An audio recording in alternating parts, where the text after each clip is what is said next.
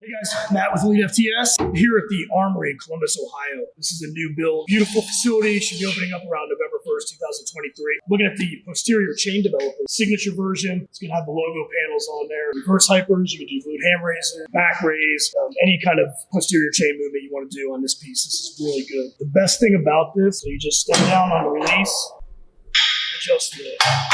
So it makes it really easy to adjust these, no pop pins or anything like those sorts. So this is the signature posterior chain developer by Elitefts.com.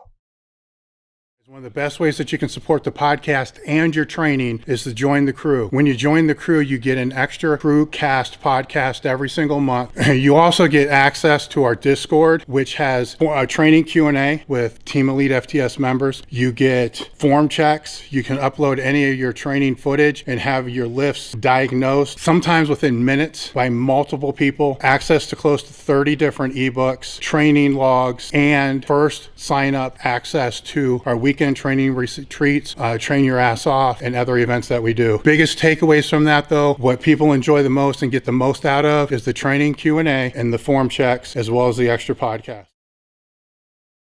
All right, guys, I'm back in the gym with another limited edition apparel drop. This is the new Live, Learn, Pass On shirt. I'd be remiss if I didn't talk about our cambered grip American cable attachment. This attachment has 4 grips and it's cambered. So when you flip it, it actually becomes 8 grips. And if you turn it upside down, there's actually 16. This is one of our most used cable attachments out in the gym. Even got that full range of motion. We got a second limited edition drop this month as well. Head over to EliteFTS.com, pick up the shirt, pick up the cable attachments, and we'll see you next time. Today's episode is brought to you by EliteFTS.com. Founded in 1998 with the primary aim to live, learn, and pass on. Please help Elite FTS support this mission by smashing the like button, leaving a comment, sharing with a friend, and thinking of us for your training needs. If you can put it in a gym bag or load weights on it, Elite FTS has it. What's going on? I'm Dave Tate. We are broadcasting from the middle of the Elite FTS weight room, where the underground still thrives and you're part of the crew. It's time to sit down, keep it real, and cut the bullshit. Welcome to Table Talk.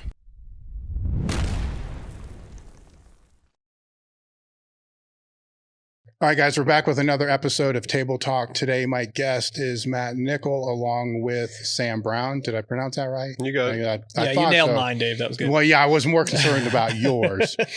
But Matt has worked in the strength and conditioning industry for damn near 4 decades. 26 years this year. So well, not quite that old. I made you a little bit older. That's okay. And is currently working as a consultant. Yes. With professional athletes in regards to the strength and conditioning, but also rehab. And you've dealt with some special cases and stuff like that, which we can get into. And there's the supplement company that you're BioSteel. Yes. Right. I'm no longer involved. No longer involved with that, but have gone through that whole process of that as well.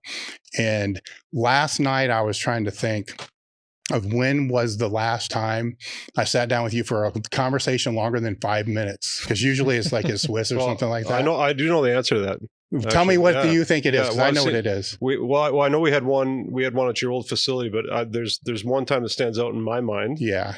This is a long time 15 ago. or 20 years ago. And I remember I was with the Toronto Maple Leafs hockey team. We were playing Columbus. Mm-hmm. And we met for lunch. Yeah. Some little deli right across by the arena had unbelievable pickles. I don't know why I remember that. But I do remember the one thing I do remember about this, you were talking at the time, and I don't know if you ever did it. You told me that you wanted to write an article called I don't know how you should train, or I've never trained anybody. This is your story. Mm-hmm. You said, listen, I have no idea. You're going to say, I have no idea how you should train. Mm-hmm. I have no idea what you should do. I don't know what you should eat or what you should take. This is what I do. This is what I know works for me. I know for sure it works. I can tell you what I've seen other people do, but I'm not an expert in this. And I thought that always stuck with me, because you are one of the people that certainly could espouse to be an expert in everything. And a large number of people would believe that. Yeah. But the humility that you have, I think that came through. But that conversation, I think that's the one that... No, that's the conversation that I remember, because it was forever ago. Yeah. And it was big fat bloated Dave too, because I think I was still competing at the time. Yeah. So it was a different version. Yeah. And I actually think I went to that game as well. And I remember being in the lobby before we ended up going where, and I didn't know at the time how tall hockey players were. Because anytime I'd see them, they're you're in the stands on the ice. And it was like, oh my God, these guys are like, to me, it looked, I'm not super short, but they looked like they were 9 foot tall and they were big as hell. Yeah. And I remember the conversation because you were asking about West Side stuff and kind of going back and forth, and it was a training discussion, and I remembered it, so let's put it that way. So it was meaningful, and I walked away like, this guy knows his shit, because it was a different time, with where I was training wise too, because there's no doubt that there's no mystery that Louis thought, everything strength training was that. Right. But then having the ability to speak to, Matt, people like yourself, and then hearing other philosophies and then how it's all applied was shaping me at that time, because there are other ways. And then athletes have different motor abilities that they require, to be able to do what they do. And knowledge sharing wasn't very prevalent back then. And it was hard because you had to travel and stuff like that. There's no social media. Yeah. And a lot of the strength coaches I would meet, because I was consulting a lot at the time there as well, really didn't know what they were doing. They didn't. Because I'm sure I did with you. I'm probing, like, what do you do? What do you do? What do you do? Because the only real help I could offer is if I can see some gap that they don't have. And then I can talk about that gap, but all the other stuff I don't know. But it was a long conversation because there was a lot going on, and it was a long time. Probably close to 20 years ago. Probably 20 years ago. It was a long time ago. So what's been going on since then? Yeah, so it's been I'd say almost 15 years that I haven't worked in the league, or I haven't worked for that team in particular. So when I left the Toronto Maple Leafs job, I opened up a little private facility in Toronto, and primarily training hockey players. We trained we had couple of NFL guys and a couple NBA guys and baseball players and things like that. But hockey's sort of, at least in my neck of the woods, that's the bread and butter.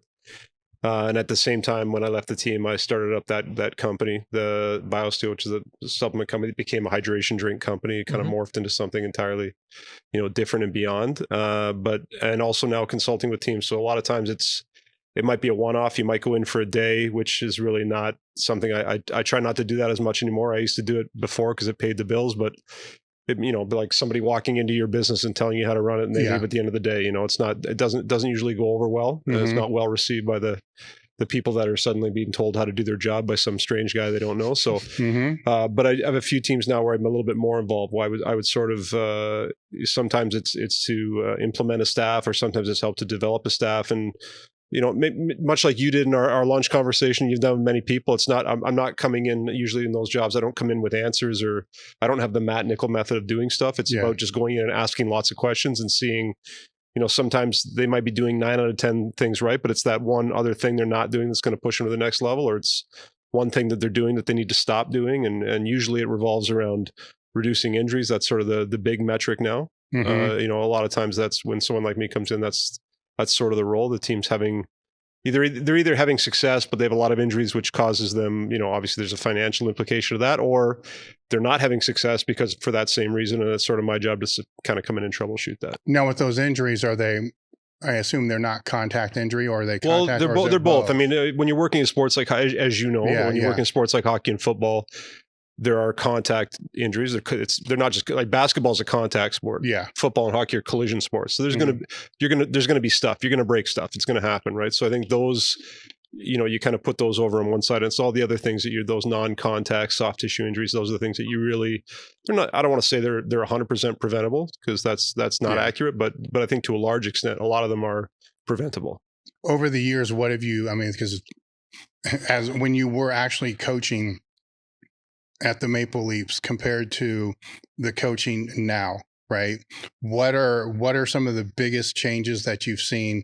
We're going to go pros and good and bad. Yeah. So what are the more positive changes you've seen across the league or with players? Yeah, well, first and foremost, I'd say when I started in the NHL, I didn't come into that job replacing anyone. There wasn't someone there. So I think the fact that you had a professional sports team, without a full-time strength and conditioning coach, to me is just, it's wild. I can't even imagine that. But and at that time, even when I got hired, still not every team had a full-time person. So I think, our industry, other than maybe religion or politics, is probably the worst thing for people arguing about minutia of stupid bullshit. But so you can argue all day long about what's good or bad or what you like or what you don't like. But I'd say at least now, for the most part, all the teams would have a staff, whether that's one or two guys. Some of them have a very robust staff, but I think that's good no matter what, I think that I've seen there's if I speak just about, if I'm just speaking about hockey, I think there was a period of time where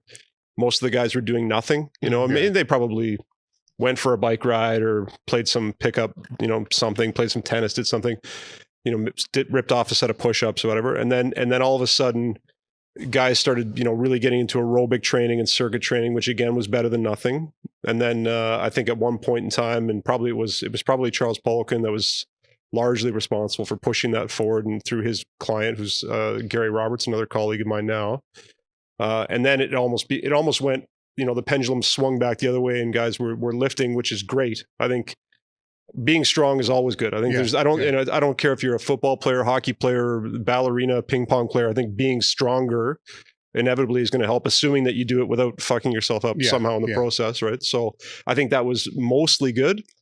But I think there were some guys that maybe, lost sight of what the actual end goal of the training was. And I think a lot of the guys were getting bigger, and which can be good, not necessarily though for hockey, and they were getting stronger, but I think sometimes they weren't doing maybe in the best way or the most efficient way. And then you saw a bit of an uptick in some of the non-contact soft tissue injuries that we were just talking about. Yeah. And I think it's sort of swinging back to a better place now. I think I think in general, the athletes are training. The sport has changed. So when you would have come to the game, and I remember this too. You're talking about how big and tall the hockey players are, and you might have been a little bit impressed like that. There was a guy on the team who was real special to me. He's no longer with us. He passed away, but he was a guy by the name of Wade Belak, who was one of our tough guys, one of our fighters.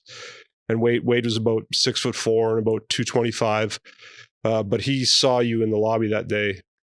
And he said, I remember he came back and he goes, Matty, it must be one of your buddies out there. It's the biggest guy I've ever seen in my life is standing in the fucking hallway. So he said, he's probably here for you. So you made an impression on him just like he might have on you. But I think there was a little bit more of that. There was a lot more contact. There was a lot more clutching, holding, grabbing. They've eliminated a lot of that from the sport just with some rule changes. Yeah.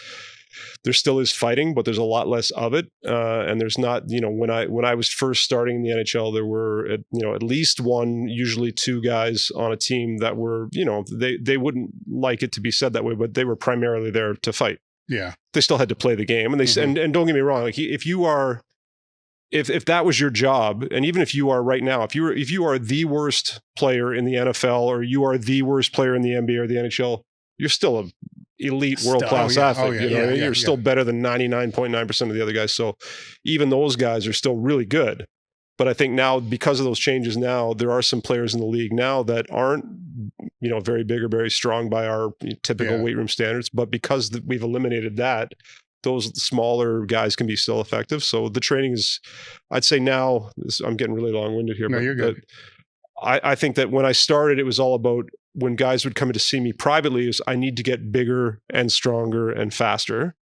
It's the same conversation now, but I have to get faster and more powerful and stronger, less about the bigger. Okay. Because there really is no off season, because the season's forever. Yeah. And so going back then, were the athletes at that time seeking people like Paul Quinn or just anybody else in that short off season? Or I'm kind of relating it to the NFL. So, that's been a big change, where there were a couple, going back that far, and now almost all of them, where there was more accountability kind of in the off season than during the season, because during the season, there's nobody there. Yes. Or it's also a tricky thing, which we'll talk about in a little bit. Yeah. Because the season is really long. Where was that the case, that there was just a few and now there's way more that will seek outside help? Absolutely. I think it's, maybe not quite to the extent that you see in the NFL or some of these sports like the NBA. Everybody's got their guy, on each team. There's, I don't know if there's 14 players, there's probably 8 guys, their private guy, their guru guy. That's not quite to that extent. But I think the vast majority of these players have their own private person that they see in the summer. And sometimes it's because of the quality of the training that person offers. Sometimes it's just because maybe they play in Winnipeg or they play in Columbus, or they play somewhere, and they want to go home to where they want to go home. So maybe they might have a fantastic setup with their team, might have a great team staff, but home is home. And, the guys, like, as you said, they might only get 2 months of an off season. So a lot of them want to just get away and go somewhere. So there's some of that too, for sure. Yeah. I mean, especially with hockey players, they're playing at such a young age. And it's what they do. Absolutely. Like, it's who they are. And I've worked with hockey players in the past, and they're some of the most just savage animals that I've worked with, because it's such a tough and grueling sport and at a high level. I would love to hear your perspective on, like, what are some of those preventable or reasonably preventable soft tissue that you've seen over the last few years, maybe taking a shift towards, different things you have to worry about or stuff like that. Yeah, absolutely. And you mentioned something that's true. I find that with each sport, and you can't stereotype. Obviously, there's unique people in every sport, but that's one of the things that I love about hockey players, and it's the love-hate thing, is that they love to work hard. Oh yeah. They love to work hard. I never have to worry about again, there are exceptions to every rule, but in general, my hockey clients are always on time. Mm-hmm. They're always on time. They always work hard. In fact, it becomes a little bit problematic, at least in the early stages of our off season, where we're really trying to kind of do rehab and correct some of these injuries. If they don't perceive the workout to be hard, they're not going to buy in. Yeah. And it's funny. I used to do, years ago, if I went back, like when I did my master's, Tudor Bompa was my primary advisor on my master's. So I was just going to ask about that. I was a classic, traditional periodization guy. And I remember when I took my first job in the NHL, Tudor and I sat down for a weekend and went through it. And I had all of our training planned from September 1st until the Stanley Cup final. All of our percentages, this day was, 77.5, and there were 82. Like, I threw that thing in the garbage, 24 hours into my job. But I think that, those guys, when you do things like we used to do, deload or unloading weeks, that was a complete disaster. Like, well, I could have done like 20 of those. Should I just do 20 of those? Like, what are we doing? This doesn't make any sense. Or dynamic effort days. Yeah. I used to do almost like not, I wouldn't say it was cut and paste, but it was, very similar to just a normal West Side conjugate system with my hockey players. And it's not what I do now, and it wasn't perfect, but I'll tell you what, it was very effective. Not perfect, but better than, 90% of the other stuff that was out there. But that's an example, like the dynamic effort day. Why am I only doing 3? Why am I only doing, this doesn't make any sense. Yeah. I can go way heavier than this. That's a hard concept for them to get. But they are, like you said, anything they will squat or lunge or whatever till they collapse. They'll do conditioning till they puke.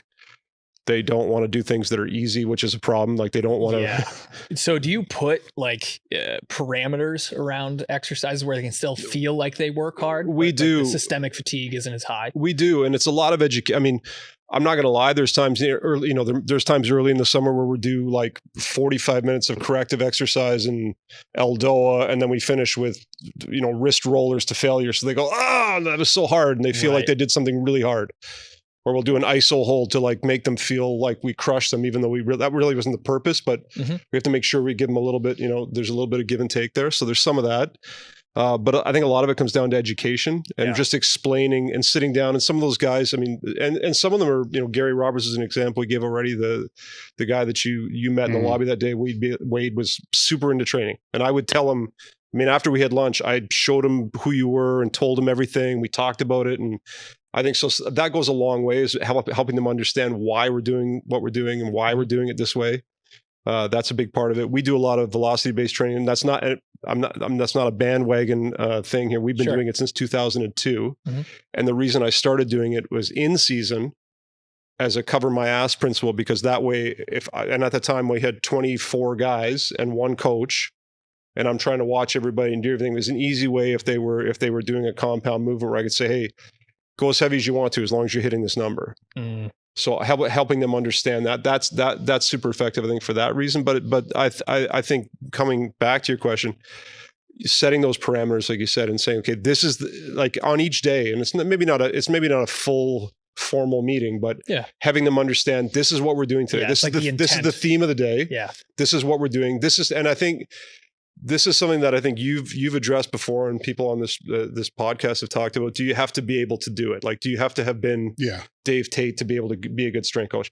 I don't think so, but I think it sure helps, because if you know what it's supposed to feel like to do a 1 rep max or a 3 RM or a dynamic effort day, you can explain and understand. Listen, what we're doing today on dynamic effort, we're trying to go as fast as we can. It's not going to be that heavy. It should be it's got to be heavy enough that you're paying attention, that you know we're working, but understanding what it's supposed to feel like. I think that goes a long way with athletes, and explaining that to them. That helps with those parameters. Like, this is the theme of the day. This is what we're trying to do. This is what we're not trying to do. Like that, or understanding the most important thing on this exercise today is the tempo. It's a rule for me, at least. Maybe that's old school meathead mentality, but we never go light. You would never go light. That doesn't make any sense to me. You should always go as heavy as you possibly can. Yeah, within those. Yeah, might mean 2.5 pounds on a rotator cuff exercise with perfect technique. But we're not trying to go light. Right. The technique or that exercise, the biomechanics necessitates that they got to go light.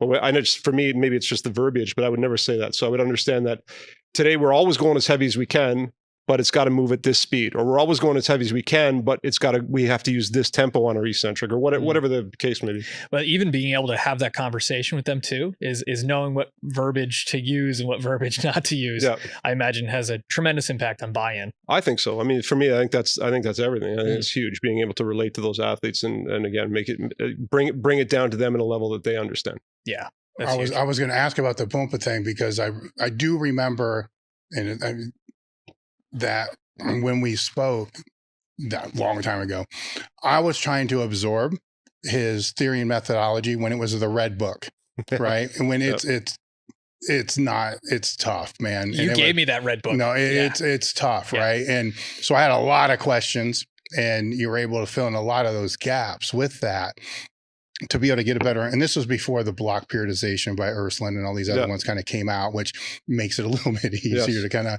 but even his philosophy is different. And the macro plan was what was interesting when we were speaking, is because I'm looking at that, then I know that's kind of where your background lied, or whatever. And that, then I'm trying to wrap my head around, this is like a 10-month season. Like how in the hell are you going to lay out blocks? And then what are the blocks to be able to lay out when it is this?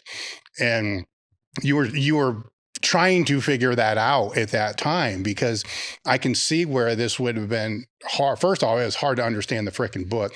And then this will be a rant. Then when they went and republished it under what it is now, they dumbed it the down. Red book's better. Yeah. Like, struggle through the Red book and find somebody that can help you if you can still find it, because that's probably more grounded in the real philosophy of what it is instead of the other ones. And he had one, the periodization to strength, which was a blue one, which was more just bodybuilding wise. Actually, I still recommend that to a lot of people, just because of the adaptation phase and the strength phase, the peak phase, the power phase. It breaks things out very, very simply. And actually, I was able to use a lot of the material from that when I was doing the West Side seminars to say, here's parameters for dynamic effort work, because that was basically a chapter in that book.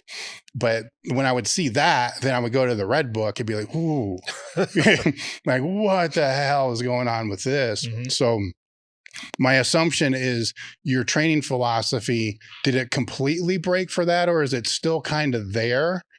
And how has it changed from, you're in a different situation too, because you don't know how long you're going to have the athlete, which can you really lay out a macro plan for that in the first place?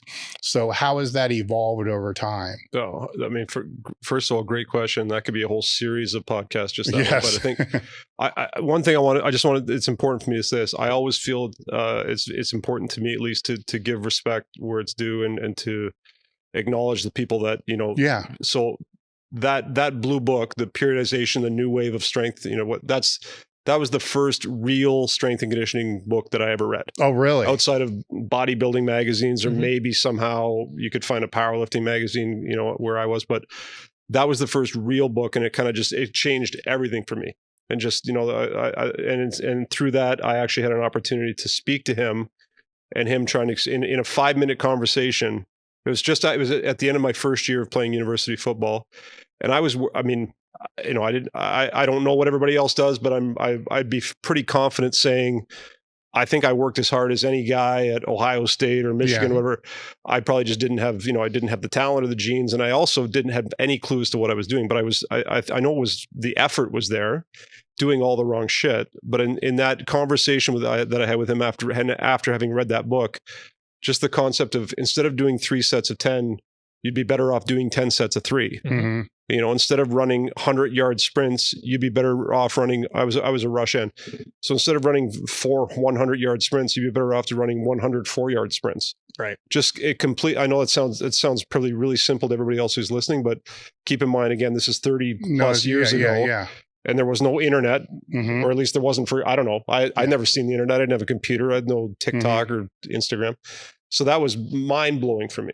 And my results in the gym in one off season went like this. And my results on the field, I went from literally not stepping on the field once the season before, not once, not for a second, not one rep, to starting the next year. So, I mean, for me at that time, that was all I needed to know. That was enough research for me. So I think that I at least want to give respect to that now. Did that inspire you to want to move forward as being a strength coach? No, being unsuccessful as a football player inspired me. I still would have loved to just train for football. But I think that, but it was in, then all of a sudden, probably, a couple of years later, I did start going on the internet, because that was, any young person listening is going to sound like this the most crazy concept that there was no internet, but you know that. No, there was no internet. And reading everything that you put out and everything that, and you were hugely influential in my development, just all the stuff that you shared and put out. And anyway, so thank you for that. But and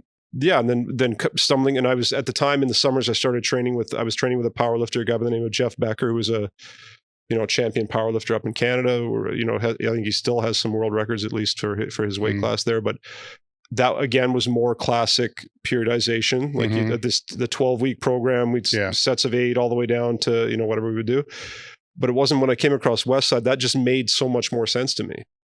For that exact reason, when you look at the off season, in my off season, I might have one NHL player, if his team doesn't make the playoffs and he's healthy, I mean, and that's, air quotes on the healthy, because even if they're not injured, there's probably a bunch of stuff that needs to be fixed. But I could have that guy for 4.5 months. And I might have another, and this is, we've had, in our gym in the last 12 or 13 years, we've had 12 Stanley Cup winners, which is pretty cool. But you might have those guys for 4 weeks. And when they show up, for sure, those guys are smashed. If they went all the way to the Stanley Cup finals, they probably haven't slept in 3 months. They've just been wired for 3 months. They're battered and bruised. So is this anatomical adaptation? And if it is, training camp's 8 weeks away, what phase are they in then for training camp? How does that work? So I think that for most of the athletes, most of the professional athletes, these are I'm talking about team sport athletes. I don't deal with marathon runners or triathletes. For those people, I think Tudor stuff or any of the traditional periodization models, I think they would work probably great. But I can't speak to that because I don't train those athletes. But I have, NBA and WNBA basketball players and Major League Baseball players and NFL and CFL football players and NHL hockey players. They're all long seasons. And we're doing conjugated. Actually, the NFL might be the shortest season out of everything you're working with. Yeah, for sure. And especially if they don't make the playoffs. 100%. In hockey, like every team makes the playoff. not quite, but there's a lot more. There's a lot. Yeah. So how do you lay that out for if you do have them all the time, right? So it's in season and then the off season. How do you manage for the longer duration? So we'll stay with hockey. Baseball would be another one that can be very long because of the spring. Or I would say again, which is the longest? Would it be baseball or hockey? Probably hockey could be. I think baseball is right up there too. Baseball, baseball, basketball, hockey are all fairly similar. I'd say probably basketball and hockey are probably up there. But again, that to me is why conjugate. I believe that it makes more sense for the athlete. I know that it makes more sense for the guy who's running the program and trying to organize all that, because everybody is running through those same phases more or less. Now, again, assuming that they're not doing rehab, once they've been cleared to do whatever, everyone could be doing that same phase. Now you might be way further down the road than me, but we're still doing dynamic day, or we're doing a max effort day.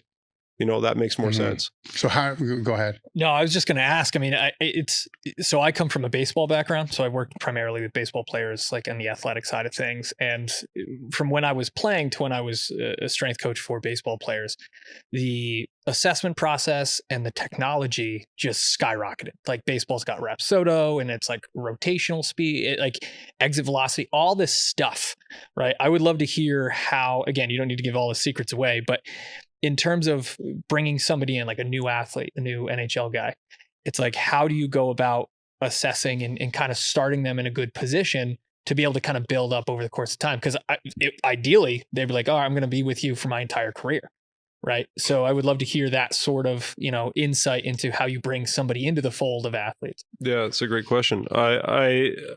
It's funny, when I was first starting out, or anytime I start out with a brand new athlete or a brand new sport, even at this stage in my career, when I go into a new team or I have a new client, I still get anxious. I get a little nervous. I want to stay up the night before and make sure I get it right. I've had a couple cool opportunities to deal with some different sports or different athletes that, I had a client previously who was the number one wheelchair sprint athlete in the world. Oh shit. But that was the same thing. I'm sitting up the night before, just what the hell do I know about this sport? I know nothing. I've never been in a wheelchair. I don't know how to do it. I don't know what you got to do, and it forced me to learn. So I think that the one thing, though, as I get further along, this is coming up on almost 30 years now in this business, what I realize is that baseball, hockey, football, pitcher, catcher, point guard, whatever, they're human beings, and there are certain fundamentals that it doesn't matter which throwing program that they want to follow if they have dysfunction in their shoulder. So you can go to whichever expert of the day, and you're talking about exit velocity. I don't give a shit about their exit velocity if they can't stabilize their neck, if they can't stabilize their shoulder, if they don't have proper motion, if they don't have proper strength levels. So I think that there's a lot of good, and I'm part of that new wave of sports science, quote unquote. I think there's a lot of good stuff about that. I think the problem sometimes is that we forget that they still need to be healthy, and they need to be strong. Right. And then once you've accomplished that, then all that other stuff is super important. But I think that stuff gets a little bit more play these days, when people forget that you still need those other things. And I would say that I always give credit to early on in my professional career of doing this for a living. I spent a lot of time studying under Paul Chek, who was a mentor of mine. And that was a huge difference maker in my career, because that understanding of, it doesn't matter what their 40 time is, or their bench press is, or their squat is, if they've got, an ACL tear, or they got a pec tear, or they got a whatever tear, right? So making sure that and it also doesn't matter, what their 40 time or their bench time, or if they can't go to sleep at night, or they're depressed and they can't get out of bed in the morning, right? So all those things come into play. So I think that starting with any of those athletes, most of the time, I could think of, one baseball player that I've worked with pops into my mind right now, where we had tremendous results. I'm the furthest thing from an expert in baseball, but this guy in particular had some super basic weaknesses that needed to be fixed and shored up to make him feel good. I believe that, and I mean, I'm not just saying this because you're here. I really think of all the professional sports that I've worked with, that is the most unique. The ability to hit a baseball at the major league level, or to throw a strike at the major league level, or to throw from the wall to home plate.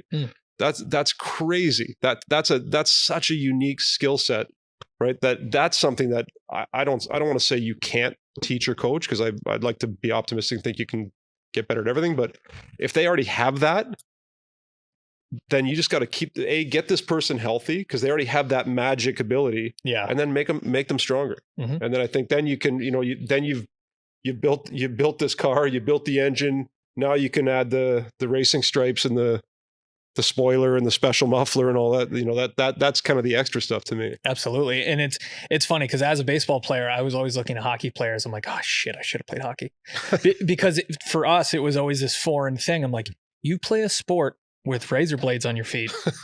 Like, this is so wild. It's just a wild experience, because I've learned how to ice skate, but I'm like, you watch an NHL game and the speed at which the game happens is unbelievable. Same thing in Major League Baseball. It's like, you go to a stadium, like, I'm from Rhode Island, so like Red Sox are always the thing. You go to Fenway, it's such a small stadium that you're seeing the speed of these athletes and how quick everything happens. And it's like, that's the thing where I'm like, holy shit. It's like, if you have somebody that can handle that and that can compete at that level, step one is make sure they don't trip over something in the weight room. Yeah, 100%. Well, with the NHL, you got to remember, they got to highlight the puck on TV so you can see it. For Americans. Imagine, For Americans, that's true. please, That's true. That's true. Yeah, Canadians are born with that sense. With that baseball player you just were speaking about, how did you go about that? How did you go about working with that person? Well, I think I shared with him the fact that, you know, I think I've worked with as many or maybe more NHL hockey players than anybody else in the world. I never played hockey. I don't know how to skate. And I think that there's a guy by the name of Steve Staios, who's now the new president of the Ottawa Senators NHL team, was my very first NHL client. And when he came to see me, I told him, "Sir, I can't help you. I train football players. I don't train hockey players. Not because I don't want to or don't need the business, because I don't know how to do it. Yeah. I assumed I couldn't do it. It's some special thing." And he kind of pressured me on it and said, "Hey, I remember the time he said it, well, I've been training like a hockey player my whole career and it's not really working. So maybe I should try training like somebody else." Was his comment. A bit of a joke between us now. But I think at the time I went back to, okay, I'm scared. I was scared. I'm like, I don't want to screw this up. This guy's not a men's league. You know, he's not playing Wednesday night at 10 o'clock. He's like this. So but then I came back to, wait, no. Maybe I'm not an expert in that sport, but you know what? I do have some expertise in biomechanics, and I do have some expertise in biochemistry, and I do know, you know, how to get this guy's body to function properly. Maybe I'm not, maybe I don't know how exactly to do it, but in the meantime, another, Paul Chek thing that he talks about, that Chinese medical concept of surround the dragon. But, until I can figure out exactly what he needs to do, in the meantime, I know that his hips are tight, and I know he's weak, and I know that his, upper back is weak. I'm not sure. There's still other things I got to figure out, but that could keep me busy for the next month fixing those things. Right. And something else can pop up. And, I mean, I would feel very confident, if any Major League Baseball pitcher walked in my gym, there'd be that brief moment of panic, like, holy shit, I don't want to screw this guy up. But then I would come back to, no, in the meantime, this guy's got, I don't know, he's got a restricted internal rotation on his right hip.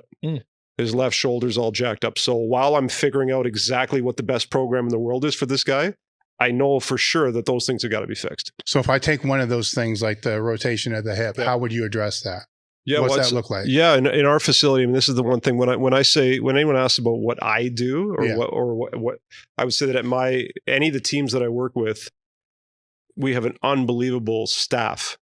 Incredible athletic therapists, chiropractors, physiotherapists, medical doctors, the actual position coaches.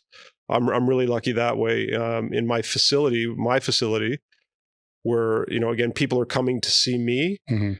The way I see it is it's my responsibility to get the result, which sometimes means I'm doing a lot of the things. Sometimes it means I'm almost doing none of the things. We have probably 30 people on staff. We have osteopaths, chiropractors, physiotherapists, massage therapists, athletic therapists. We've got a general surgeon who helps us out with concepts like that. We've got actual sport position specific coaches, Eldoa instructors, Pilates instructors, yoga instructors, all the regular trainers, whatever it is that we are, trainers, coaches, whatever that is. So it really is that team effort. And any one of those cases, they might have a serious strength issue that, they're otherwise generally pretty healthy, but they just got to get stronger. We have some guys that come in and they need a ton of soft tissue work, electroacupuncture, ART, whatever modality that our therapists are using.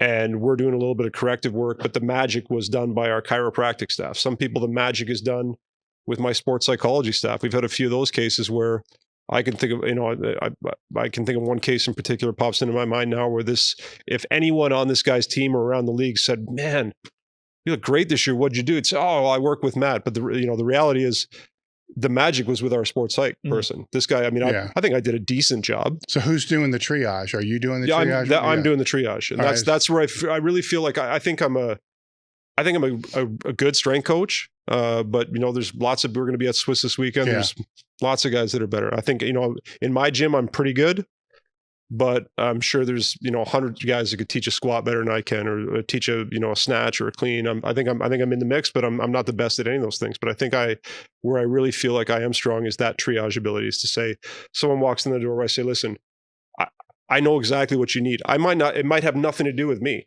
Yeah. I might not play a role in this at all, but I know who you need and what you need. And you have it. Yeah. And I have it. Yeah. And if I don't, I'd say that's the one thing, is that all the success I've had in my career. I mean, my first boss was Mauro Di Pasquale, and Ken Kanakin soon after, at the same time, for a different reason. And through those guys, I met Eric Serrano, and I met you, and met so many other people. Having a network like that where I can plug into, or say, listen, I can get you fixed. I'm not going to be the guy to fix you, but you know who you need to meet? You need to meet Bob or Susie or Steve or whoever it is. And the one thing I think early on in my career, this is probably something I got from Ken more than anybody else. Most people in my business are afraid to refer out. I refer 100% of my clients out to at least one, and sometimes a dozen different people. And I think that I probably had the same fears that many other trainers have early on, is that I don't want to refer this person out because they might not come back. I don't want to lose the business, or I don't want to send them. I'd be afraid to send them to you, Dave, because you'd take a look and go, this guy's squat looks like shit. Yeah. What's Matt been doing? Yeah. I don't want to be embarrassed, right? Or I don't want to send them to a therapist who says, oh my God, your hips are a mess. What's Matt doing with the training? This is terrible. Once I got over that ego insecurity piece and started sending those people out, even every once in a while, some of those people, you send them out and they get fixed and they never come back. If someone ran into that person on the street and said, hey, I'm thinking about training with this guy, Matt, oh, he's amazing, totally fixed my hip. Oh, the referral always comes back. I didn't do anything to his hip. I sent him to someone who fixed his hip. Oh, yeah. Or I sent him to the sports psych that fixed the problem, or I sent him to the nutritionist to fix the problem. So once I saw that my job is to help that person reach their goal, even if that means not with me, once I got to that, my success just went to another level. Well, the biggest takeaway I'm taking from that is, for young coaches that are coming in, build your network. Huge.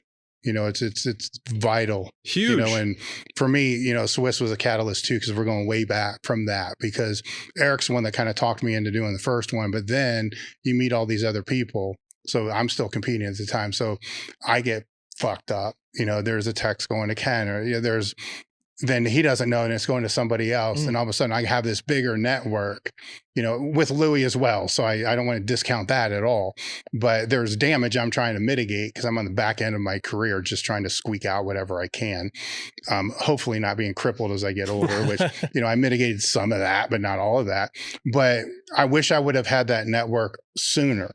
Right. And that's a piece that I don't think is being mentioned enough today, is people need to build that network with, professionals. Obviously you want people that know more than what you do, but even if you're meeting people that are kind of in the same place that you are at that time, they will grow. They will learn. It's all the people that I've had in my network over the past 17 years or whatever it is are completely different now than they were then, but they're also way better now. And their answers will be different.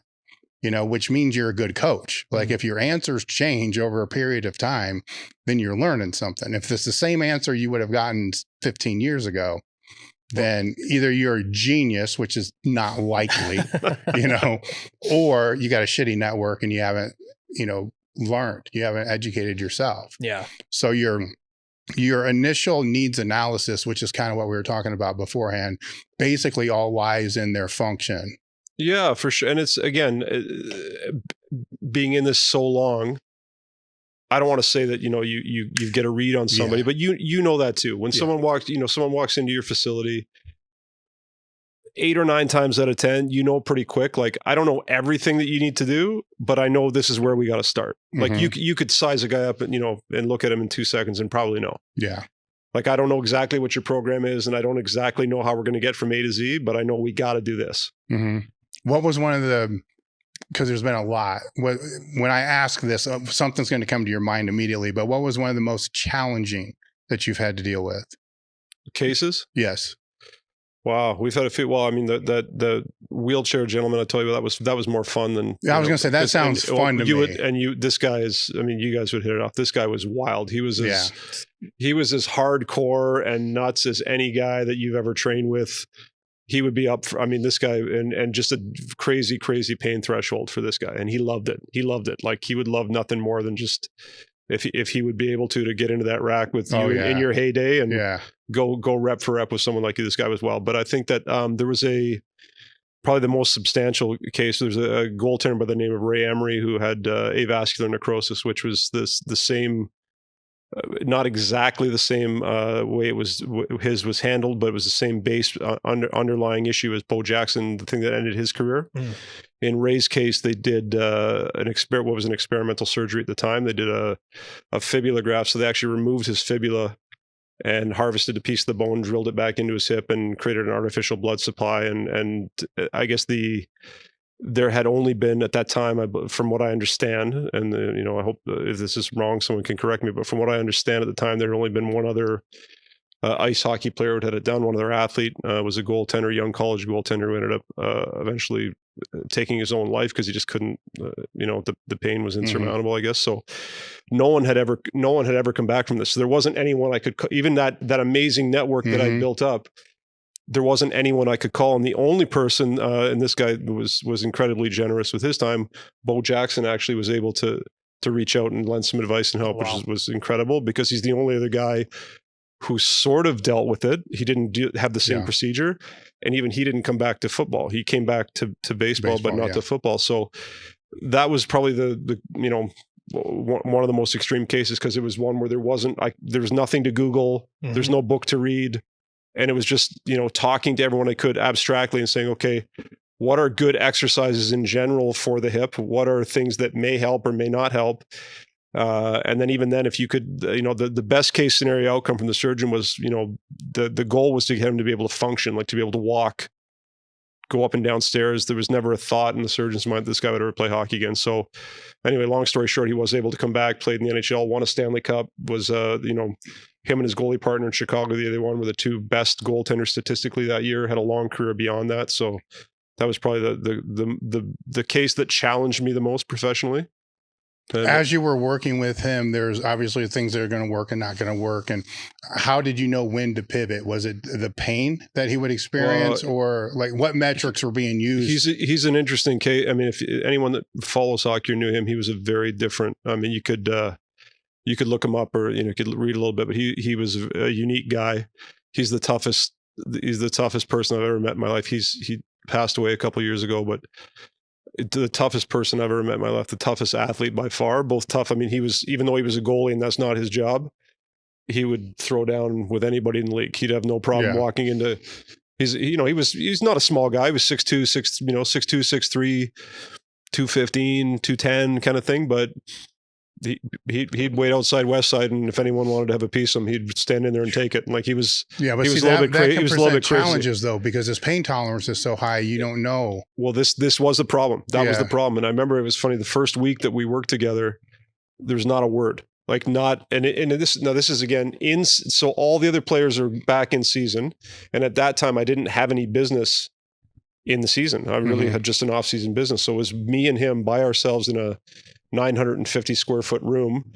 And I don't know if you really don't do that, but you can maybe appreciate like one-on-one training. There's, there's the science of training, but then there's also, but that's a long, and these, we were going twice a day. Oh, and he's not talking? No, like no. I worked as a personal trainer for zero. A decade. Like, oh boy. Oh wow. Like but I remember. So did you have ESPN on the TV or anything? No, I had no TV. No, it was a long ass hour. Like very forced conversation. And I remember I called his agent at the end of the week. I said, I don't think this is going so well. Like, I don't think this guy, like, do you want me to help you find somebody else? I don't think this is going very well. He said, oh no, he loves it. He loves it. He told me it's great. And I said, he hasn't said a word to me all week. Like, but he said, no, he'll warm up to you eventually. But I think in his case, it was getting that understanding. And I think I sat down day one with him, and this guy had a very checkered past, had some trouble with the league, had some trouble with the law. It was just a bit of a wild guy. Yeah. And said, hey, listen, I asked around before you came, and I said, even if somehow we can pull off a miracle and get you to be able to even play the position, not at an NHL level, but be able to go into a butterfly and get them this stuff. That's not to say that you can do it at an NHL level. And even if you could get into an NHL level, the word on the street is that nobody would really want you because of all this other stuff. Yeah. And he said, okay, well, at that time he said, listen, you just fix my hip. I'll worry about the rest of it. I'll play hockey. And I said, okay. And I said, in that same conversation, I said, okay, it's really important as we go. I'm measuring stuff, both subjectively and objectively, but also you need to give me feedback. And, if anything hurts, he's like, nothing hurts. Just tell me what to do. And if you knew this guy, it was like, he's just that guy. Like, so, but that's a real thing. Understanding when to back off when your athlete doesn't, your client doesn't tell you when, or they don't give you that feedback. Well, the truth is it does hurt. He's just dealing with it. And most of these guys, they'll tell you right away that it hurts, and it's funny. Some of these, you've probably experienced that too. Some of the biggest, scariest NFL guys I had were the guys that would, complain the most or give me shit. It was like, well, that's the opposite end. Yeah. It's like, it's a leg extension. It's supposed to burn. Yeah. So. Yeah. So but he was definitely like super high pain threshold in that guy. But again, good learning experience for me. And I think one of the biggest misconceptions about dealing with professional athletes is that I think people forget that they're professional athletes, but they're like in a weight room, they could be potentially rookies. Absolutely. They really don't have the same background. And for you to be able to kind of figure out where they lie on that spectrum and kind of attack the problem appropriately is huge. I think that was a big problem that I had early on in my career, because I played football, and I also I competed and shot, but I ran with the sprinters to help me training for football. But I would also go home in the summer and I would train with a power lifter. And then I started, when I was done football, I started competing in powerlifting, not to the level that I wouldn't talk about that in a room like this because it's kind of embarrassing, but I still did. I tried anyway, did my thing. So when I started training these athletes, I'm up all night reading T Nation and, reading everything I can get my hands on. And I'm super excited about the latest and greatest. I forgot that some of these, they don't care. This is a means to an end. I'm super excited about the conjugate versus they just, what am I doing? Like, just tell me what I'm doing and I'll do it. And also realizing, like you said, some of these athletes just, they needed such basic things. I'm worried about, I'm arguing about the minutia of training and this angle and this percentage, whatever. We had a kid my first year in the NHL on our testing. He did 0 chin-ups, 0 sit-ups, and 1 push-up. 1. And this guy scored, 43, 47 points in the NHL. Extremely skilled, right? So does he need conjugated, or should he be doing Zotman curls or preacher, which is do anything, do push-ups, do body weight squat, like anything, the most basic thing, and just get stronger. And it's funny you mention that, because years ago, one of the first gyms I worked out of, the owner was the strength coach for the Bruins. So he would bring some of the Bruins players in and they'd be training and I'd be just watching them. I'm like, what the fuck? Like, it's amazing. There's the simple things that they were doing, because I was working with Gen Pop clients that were way more advanced in terms of the exercise selection than these NHL studs. And we're talking starters, like studs. Yeah. And it was like a very mind-blowing experience for me, because I was like, I watch you on the ice and you're a stud. And I watch you in here and you're goblet squatting. Like, it's one of those, it's what they needed. But that would suggest to me that coach probably has some expertise, because I think typically what happens with a young coach, I would walk into a gym like this and say, oh shit, there's Dave Tate over there. Okay, I'm going to put 1,000 pounds on the bar to try to, that athlete doesn't care. He just looks at Dave and goes, oh, there's some big, huge, strong guy. Okay, what am I doing? Right. But I think I remember when that DB Hammer stuff was all the rage, and that was I still remember this. I had a guy who was grilling me. He was a nice guy, another trainer, but grilling me, asking me questions about this and because he was a big fan of this stuff. And I remember asking me about what's the time of the amortization phase on our plyos when we're doing plyos? Is it 0.2 milliseconds on the rebound phase? I'm thinking, I'm just happy if these guys show up not hungover and what are you talking about? Like. They don't know which ones are the dumbbells and which ones are the barbells. I don't know. I don't know what the amortization. Are you kidding right now? Like, I read that book too. It was really cool, but I don't do that. Yeah. I don't train that guy. So you're 100% right about that. And I think that's again, getting your ego out of the way, and it doesn't matter what you like or what you're interested in. It's what this athlete needs, and maybe goblet squats is all he needs to get him to the next level. You know? Absolutely, yeah. I don't think anybody ever really still found out who that person was. It was it was a mystery. Were you at that conference that Verkhoshansky and were you at that one? Tom Maslinski was there and Buddy was there. Was and that the Vegas Val and the set kid? That's legendary. Yeah, that was a very interesting. But see, but however, I would say, like, and this is circling back to something you said earlier. Before there was Instagram and before there was Twitter, you had to do things like this, and you had to go to things like Swiss, and you had to go to the shittiest, worst seminar ever in the history of seminars. But you know what? When I was at that shitty, ridiculously awful seminar, I got to be friends with Milo. Yeah. That's worth 1,000 times the price of my admission to the seminar. The seminar was, famously bad, but I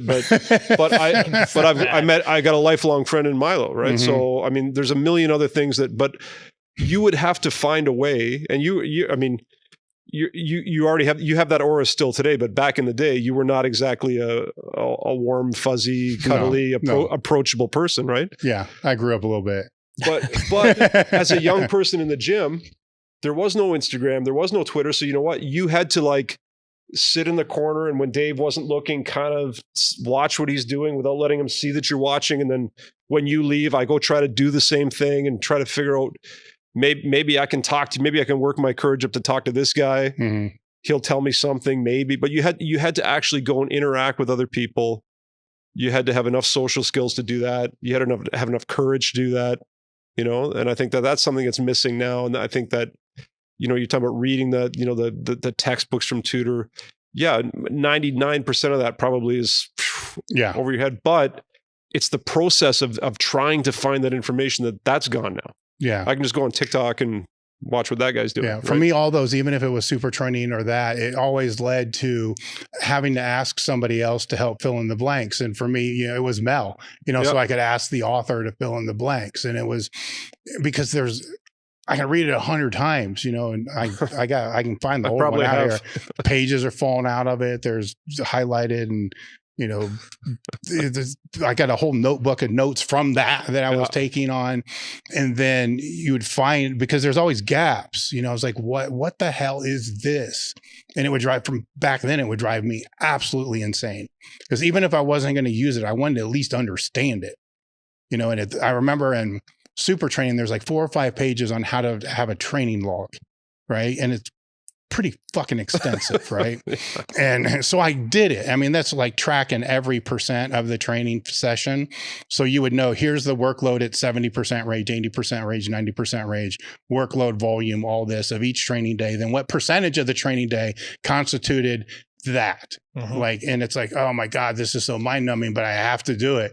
So I did this for, long, like 5 months. Then I did, Mel used to have those things at his house. I don't know if you ever went to those. No, I didn't. You did that? Yeah, I did a couple with him, so I would do the squat, bench, and deadlift, and he'd do the Olympic lifts, and everybody would stay in his basement. Yeah. Right. And then he would, he would like wake us up in the night. He barked. Right. He didn't have a dog, but we'd all wake up in the middle of the night because of the pool. Dog barking. Oh yeah, I'd do the pool too.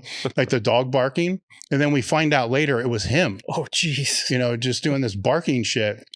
And I was so scared the first time I went because I'm presenting my original West Side conjugate type thing. And I'm like, oh fuck. I mean, this is like Mel Siff, and then the other people that paid to be there are not dumb. I'm like trying to like make this as simple as I can. So, and then afterwards, I asked him like, how'd I do? Like, what did I fuck up? I was using words back then like cybernetic periodization, right? And so he pointed out some shit like that, but he said, overall, all the rest of it's just dead on. And I'm like, oh, wait a minute. I'm kind of on to something.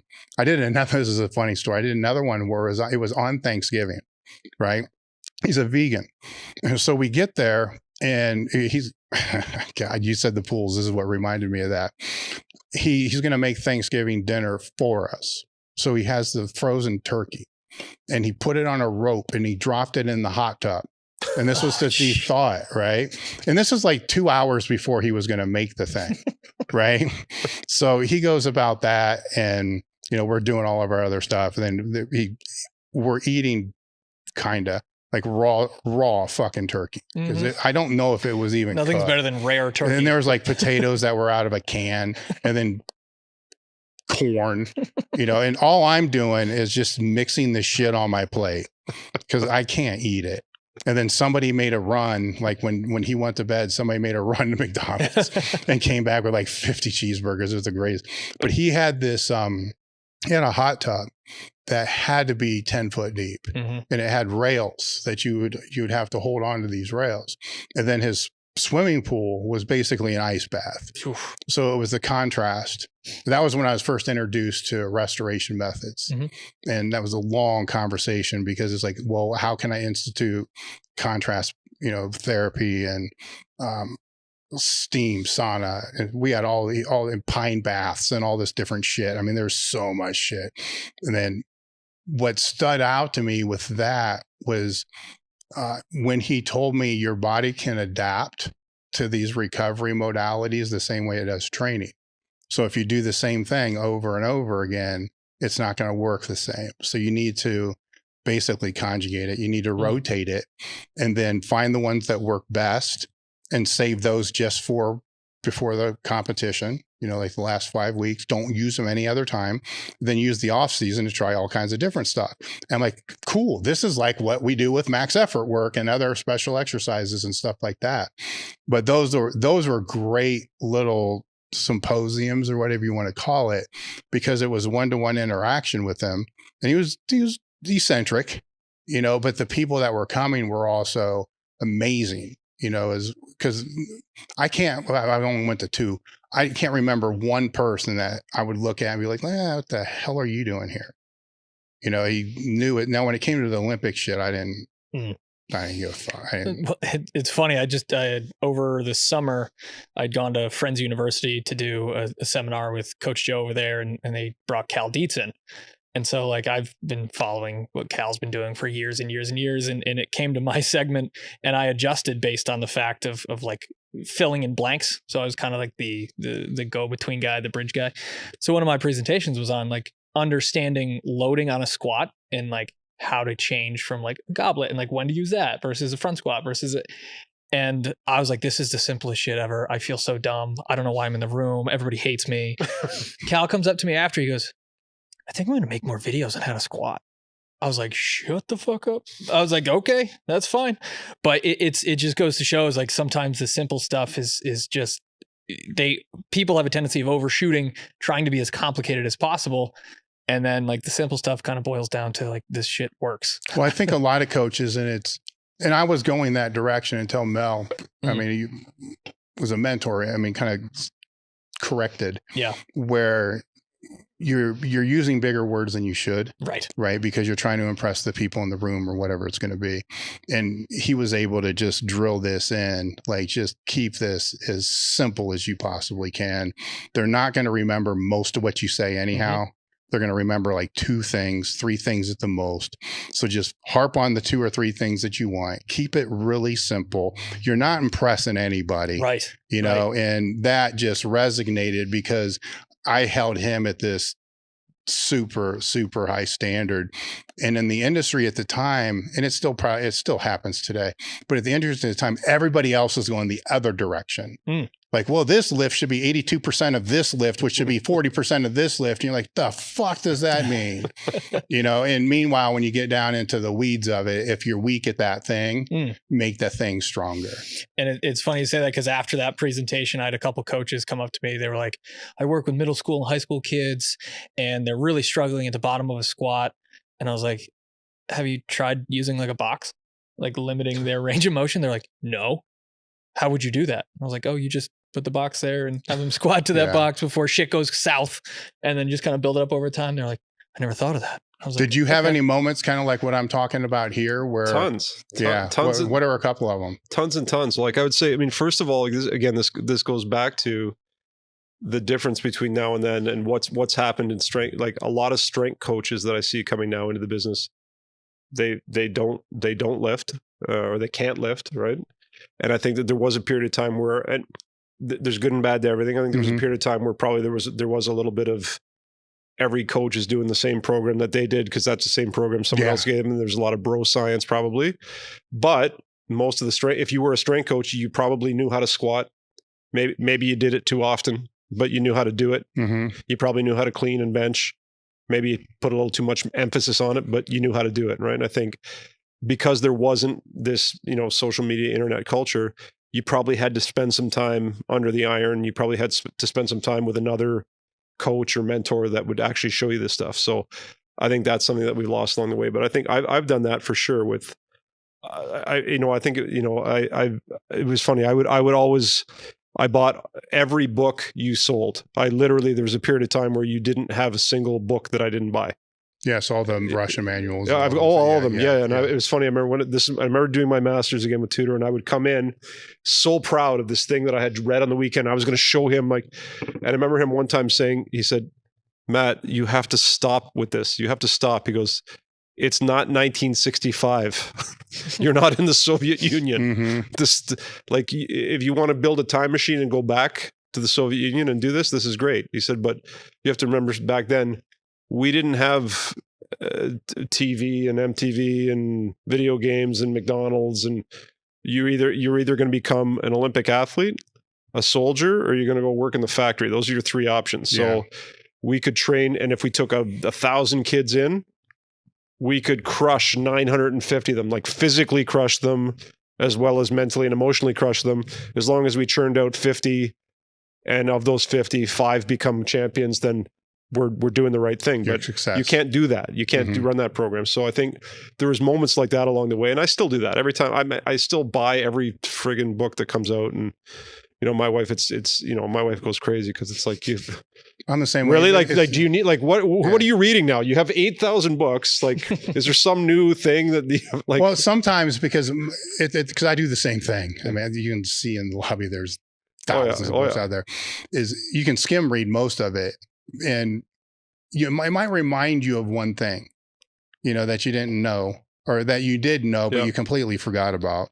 Most of the time it's just, there's nothing in there that's really of any value because you've already kind of digested it all. But if that one thing that it reminds you of is like, then that can be a game changer because you're so far removed from some things sometimes. Well, I'll give you, and I am going to get back to the question, but I'll say one thing that actually just popped up before we started this. I was taking a tour through this incredible facility and looking at all your stuff.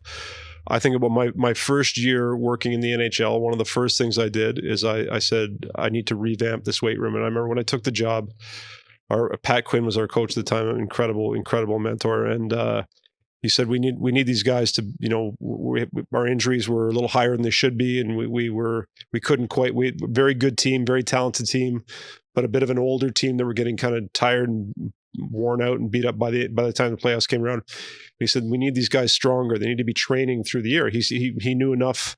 He didn't know anything about what to do, but he knew that it should be done.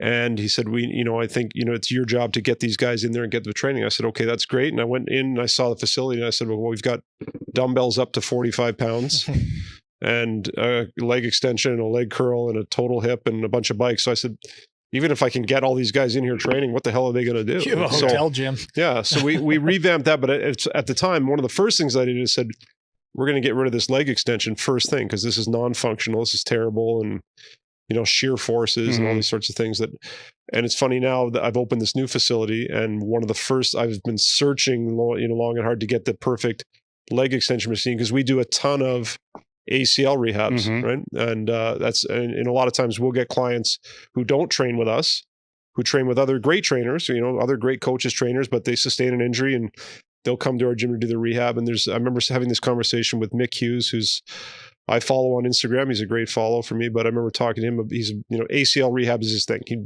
that's his bread and butter. And it was interesting to speak to someone who's not from our culture, different, different continent, different, different mentors, different environment there. And he was fascinated that you wouldn't use that exercise or that type of a movement for a post-surgical rehab when you've got a very clear, and at the time I was having this, not argument, but discussion with him. And he's like, You've got a very, very clear and obvious atrophy in this muscle. This is an exercise that isolates that muscle and allows you can create hypertrophy doing it. And he's like, but he wasn't trying to be argumentative. Yeah. He's like, I don't understand. Confused. Explain to me why you wouldn't isolate.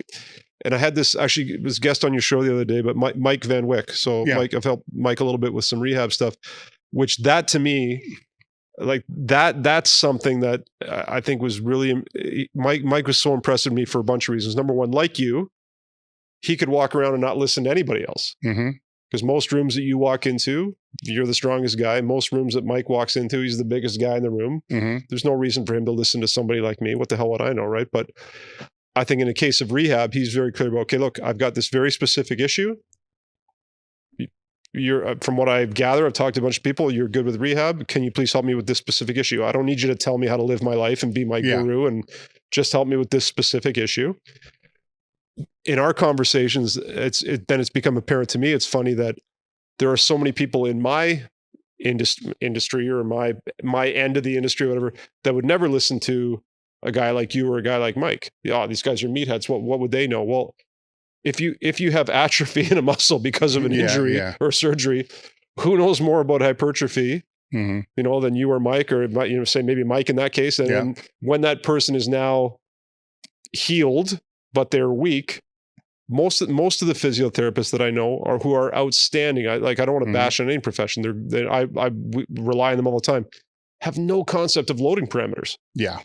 And I don't care if you're doing or tempo or contraction or position. I don't care if it's rubber tubing with an 80-year-old, you know, stay-at-home grandma or squatting 1,000 pounds. Those loading parameters are the same. They don't change. The weight on the bar might change, the exercise might change, but the science is the same.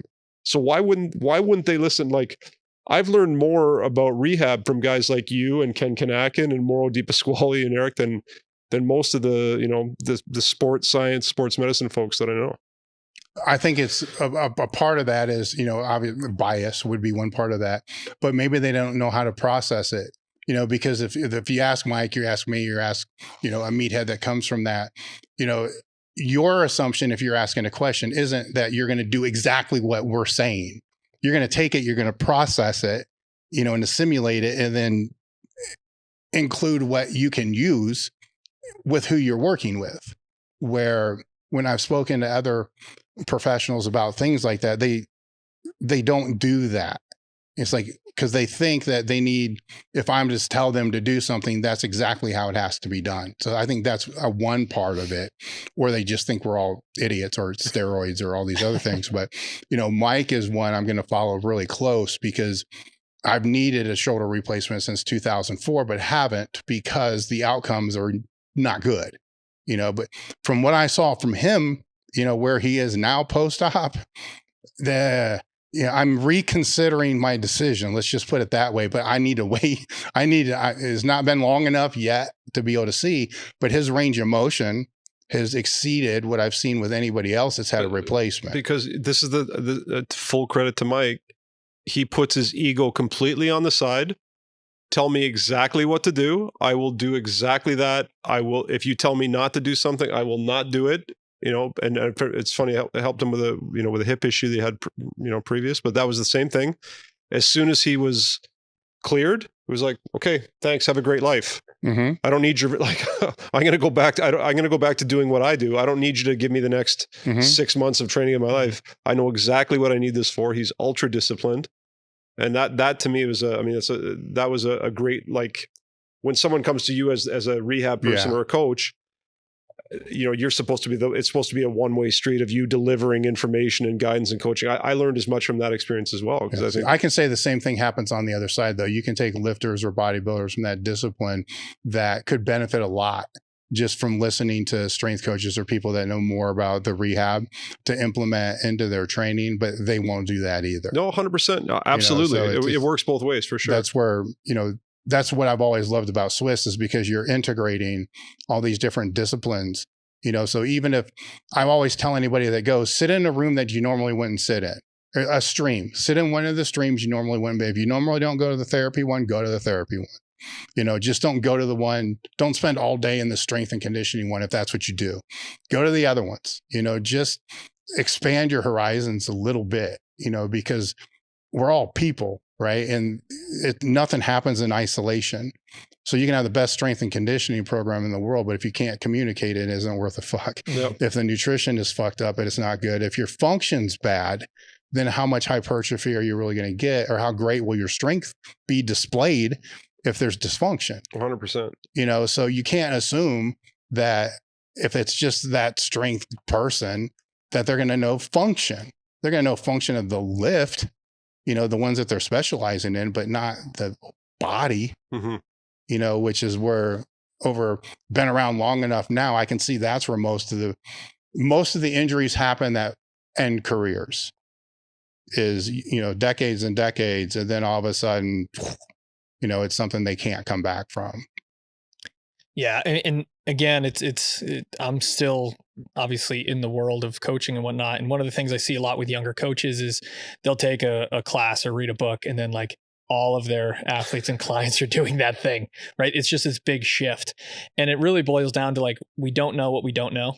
So Dave had a great point with jumping into those different streams. And it's like, just gain a broader insight into what's going on. Right. You may not know exactly the reason behind things, but just to know, like, it provides the opportunity to ask better questions, right? And have better conversations. And it's been one of the biggest things that's helped me personally is to put myself in those rooms where I'm like, I don't know what the fuck's going on here, but man, those are a lot of things I have no idea what they are, That's the best part to me about Swiss. Because you'll see a guy like I'll still remember there's a good buddy of mine, again, a guy who's, pivotal in my career, a guy by the name of Rory Mullen in Toronto. We used to run a business together, train a ton of football players up in Toronto and Canada for, I don't know, maybe about almost 15 years. He was the therapist for the Toronto Raptors, the NBA team. I would see every time I'd go to Swiss, him and Bill Cat. Now Rory is probably 5'8" and 140 pounds soaking wet on a good day.